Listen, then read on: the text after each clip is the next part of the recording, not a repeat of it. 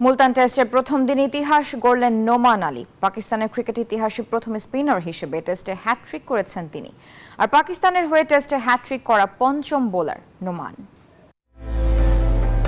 Spin স্বর্গ বানিয়ে আগের টেস্টেও ওয়েস্ট ইন্ডিজকে নাকানি চুবানি খাইয়েছে পাকিস্তান। একই ফর্মুলায় মুলতানেও ক্যারিবীয়দের নাজেহাল অবস্থা করে ছাড়ছেন পাকিস্তানি স্পিনাররা। এরই মধ্যে বাহাতি স্পিনার নোমান আলী ঠাঁই করে নিয়েছেন ইতিহাসের পাতায়। টেস্টে প্রথম পাকিস্তানি স্পিনার হিসেবে হ্যাট্রিক করেছেন তিনি।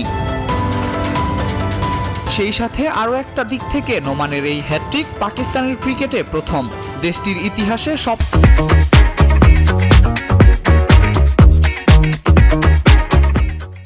বয়স্ক বোলার হিসেবে টেস্টে হ্যাট্রিক করেছেন তিনি। এমনকি টেস্ট ইতিহাসেই তার চেয়ে বেশি বয়সে হ্যাট্রিকের কীর্তি আছে কেবল একজনের।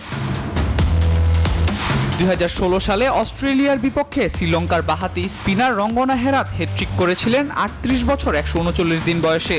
আর নোমান হ্যাট্রিক করলেন 38 বছর 110 দিন বয়সে। ইনিংসের 11তম ওভারে নোমানের প্রথম বলে গালিতে ক্যাচ দেন 1 রান করা জাস্টিন গ্রেভস। পরের বলে সুইপ করতে গিয়ে লেগ বিফোরের ফাঁদে পড়েন টেভিন ইমলাক।